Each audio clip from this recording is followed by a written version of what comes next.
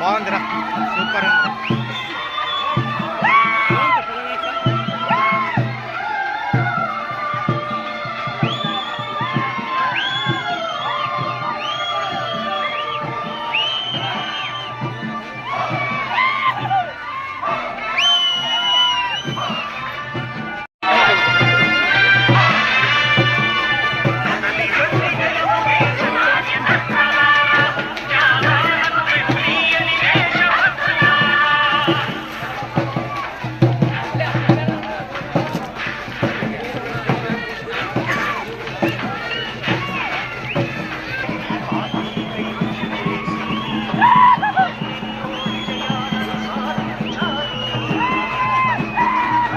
సరే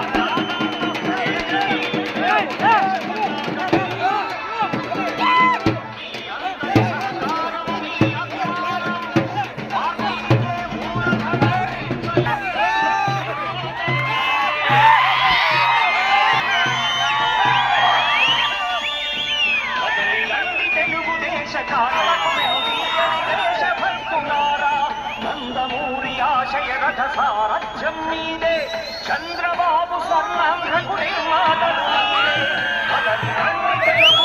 వచ్చినాడు రాజకీయ సమర సింహమై ధనబలంతో కాదు కాదు జనబలంతో నడిచి ప్రజల సంరక్షణ తన లక్ష్యంగా తలచి కదిలాడదిగో కాలువ శ్రీనివాసుడు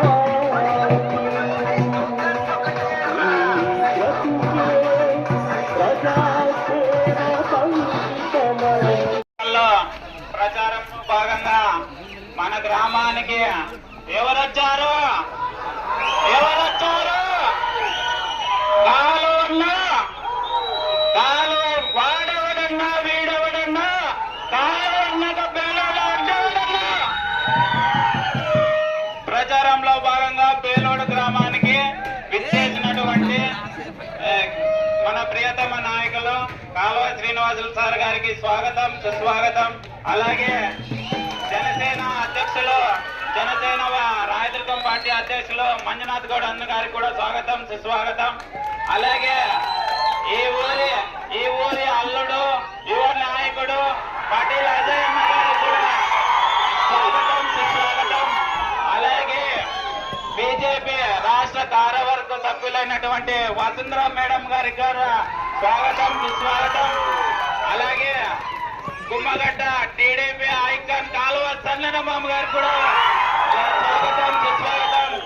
అలాగే గిరిమలప్పన్న గారికి కూడా స్వాగతం సుస్వాగతం. అలాగే మండల నాయకులకు వివిధ గ్రామాల నుంచి వచ్చిన నాయకులకు అలాగే ఈ పేలోడు గ్రామ నా అన్నలకు అక్కలకు అత్తలకు మామలకు నా పాదాభివందనాలు. మొన్న వచ్చారు సార్ ప్రచారంలో భాగంగా అధికారంలో ఉన్నారు.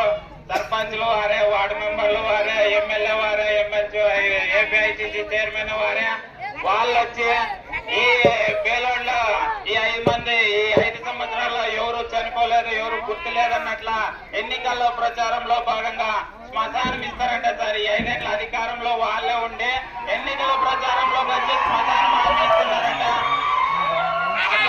దొంగ హామీలో ఇవన్నీ నమ్మొద్దండి. ఏదైనా కూడా అభివృద్ధి చేసేవాడు చేయించేవాడు ఎవరైనా అది కాలువ శ్రీనివాస సార్ గారికి సాధ్యం. అలాగే మన బీజేపీకి నీళ్లు రావాలంటే కాలువ చీనను గెలిపిస్తే తప్ప మన కొరకు తీర్చడానికి సాధ్యం లేదని కూడా చెప్తున్నాం. అలాగే మాకు మా గ్రామానికి ఒకటి కావాలా సార్, ఒక కళ్యాణ మండపం కావాలా, ఒక శ్మశానం కావాలా. మన వాల్మీకి ఈ వాల్మీకి జయంతిలోనే వాల్మీకి విగ్రహం కూడా మనమే ఏర్పాటు చేస్తామని హామీ ఇస్తున్నాము. ఆ వాల్మీకి విగ్రహం కూడా ట్యాంక్ దగ్గర కూడా పెడుతున్నామని కూడా హామీ ఇస్తున్నాము.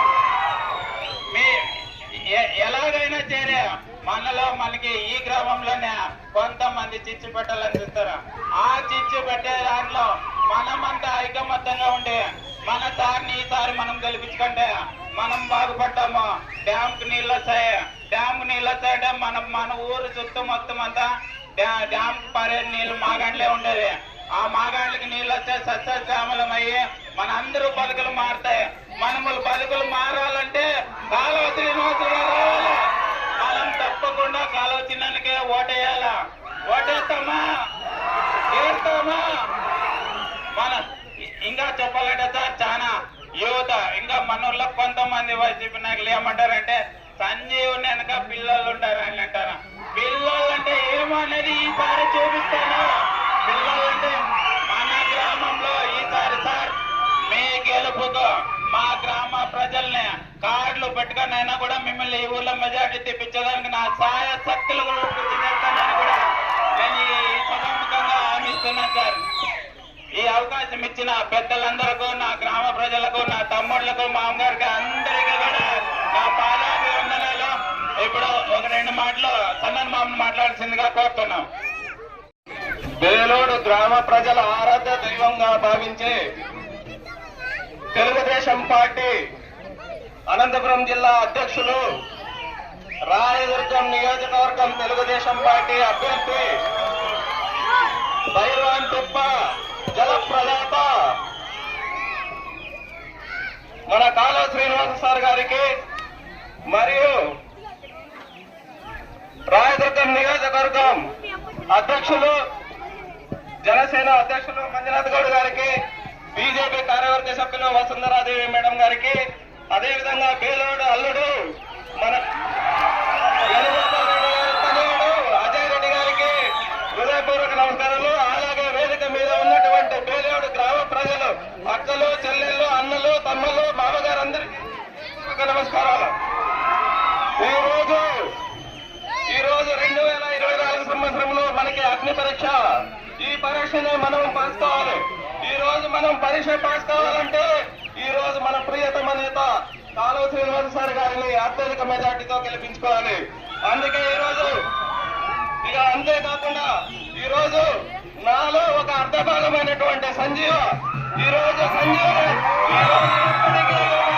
మీకు చేయడానికి తక్కువ కాకుండా ఈ రోజు ఏ రోజైనా కానీ మీతో అంతో ఎంతో చేసేటువంటి ఒకే ఒక నాయకుడు బేలోడు యువ నాయకుడు సంజీవ్ అని చెప్తున్నా.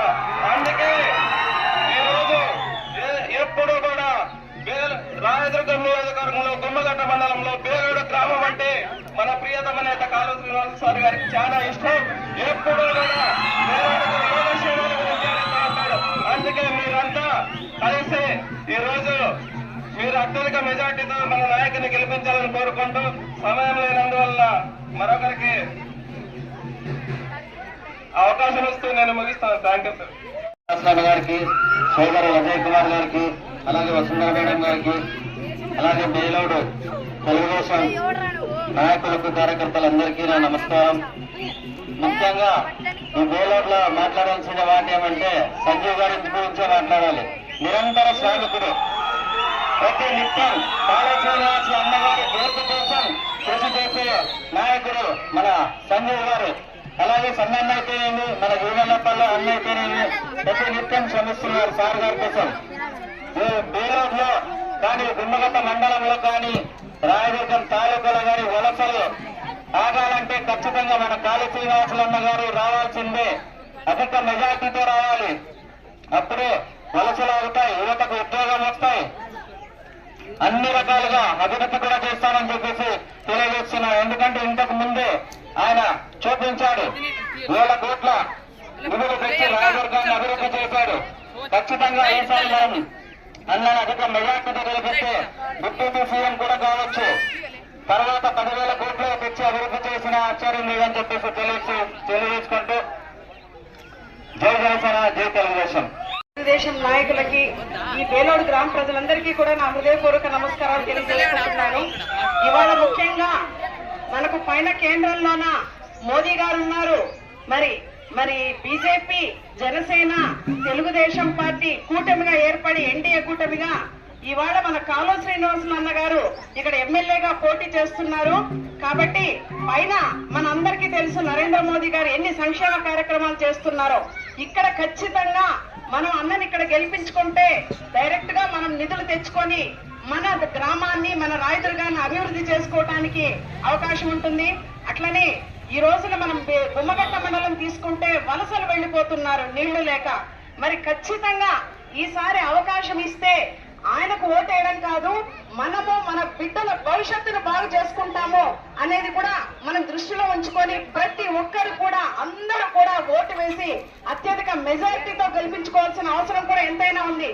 ఇవాళ ఒక పక్క చూస్తున్నాం వైసీపీ ప్రభుత్వం, పైనున్నటువంటి ప్రధానమంత్రి మోదీ గారు ప్రతి ఒక్కరికి కూడా ఒక గ్యారెంటీ ఇచ్చారు. ఈ 2024 నుంచి 2029 వరకు ప్రతి ఇంటిలో ప్రతి మనిషికి 5 కేజీల బియ్యం ఉచితంగా ఇస్తానని మనకు గ్యారెంటీ ఇచ్చారు. కానీ ఆ గ్యారెంటీ ఎక్కడ చూపిస్తున్నారు? మన బండి వస్తుంది మన ఊర్లోకి, ఏం ఫోటో ఉంటుంది? జగనన్న ఫోటో ఉంటుంది, వైఎస్ఆర్ ఫోటో ఉంటుంది. ఇచ్చేది మన మోదీ గారు ఇస్తూ ఉంటారు. అట్లనే అనేక సంక్షేమ కార్యక్రమాలు. ఇవాళ అప్పుడు చంద్రబాబు నాయుడు గారు ముఖ్యమంత్రిగా ఉన్నప్పుడు డ్రిప్ ఇరిగేషన్ అని చెప్పేసి మన కేంద్రం నుంచి సబ్సిడీ తోటి, రాష్ట్రం నుంచి సబ్సిడీ తోటి ఎంత చక్కగా అమలు చేశారంటే రైతుల కోసం ఆయన ముఖ్యమంత్రిగా ఉన్నప్పుడు. ఇవాళ ఆ పరిస్థితి ఎక్కడ కనిపిస్తోంది? కనీసం మన వెనుకబడిన ప్రాంతం, కరువు ప్రాంతం రైతులు అల్లల్లాడారు డ్రిప్ ఇరిగేషన్ కోసము. ఆ పైపులు ఇవ్వండి, దాన్ని ఇవ్వండి అంటే ఇంతవరకు 5 ఏళ్ల కాలం వచ్చింది. ఆయన దిగిపోయే టైం వచ్చినా కూడా అదిగో చూస్తాం, ఇదిగో చూస్తామన్న ఇదే కానీ రైతుల పక్షపాతి అన్న వాళ్ళు మరి ఈ ప్రభుత్వం ఉన్నప్పుడు రైతులకు ఏ రకంగా న్యాయం చేశారని చెప్పి కూడా నేను అందరినీ కూడా ప్రశ్నిస్తున్నాను. బేలోడు గ్రామానికి మనం అడిగినన్ని నిధులు వచ్చే దేవుడు, నాకు తండ్రితో సమానమైన మాట్లాడాల్సిందిగా కోరుతున్నాం. అందరికీ నమస్కారం. బేలోడు ఈడుంది అని అనిపించింది. బేలోడులో వైఎస్ఆర్సీపీ అడ్రస్ ఎప్పుడో గల్లంత అయిపోయింది.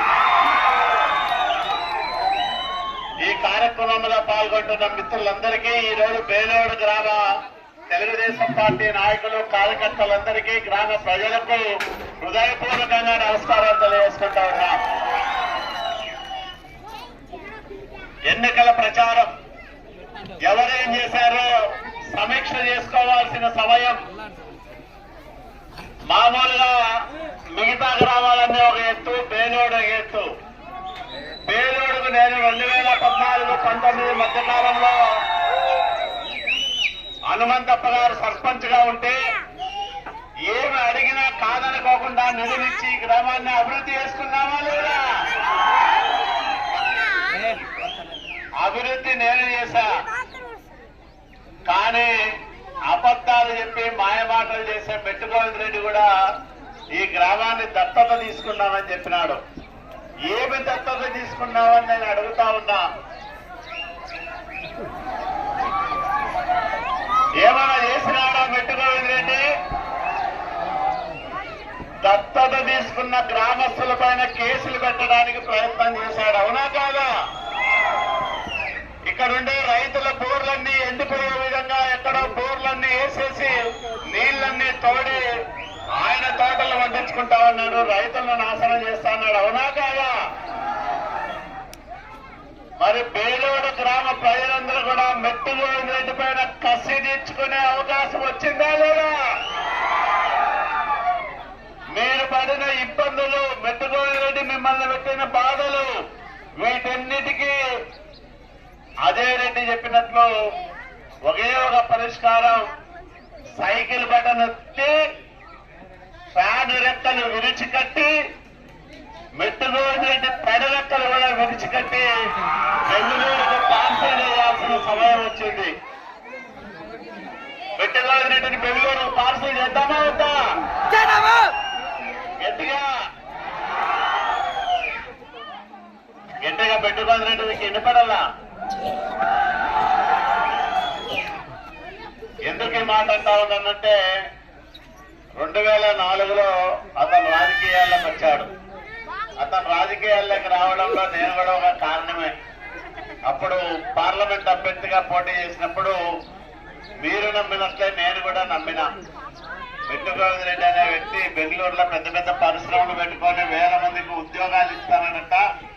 ఇట్లా వాళ్ళు రాయదుర్గం వస్తే వెనుకబడిన ప్రాంతం అభివృద్ధి చెందుతుందని నేను కూడా భ్రమపడి మెట్టుగోవింద్ రెడ్డికి ఎమ్మెల్యే టికెట్ ఇమ్మన్నా. ఎమ్మెల్యేగా 5 ఏళ్ళు ఉన్నాడు, ఎమ్మెల్సీగా 6 ఏళ్ళు ఉన్నాడు, ఏపీఐసి చైర్మన్ గా 3 ఏళ్ళు ఉన్నాడు. అంటే 6, 3, 9, 5, 14 ఏళ్ళు. 14 ఏళ్లలో ఒక్క మేలు మెట్టుగోవింద్ రెడ్డి నుంచి రాయదుర్గానికి జరిగిందా? ఒక్కసారి ఆలోచన చేయమని మిమ్మల్ని అందరినీ కూడా నేను కోరుతా ఉన్నా.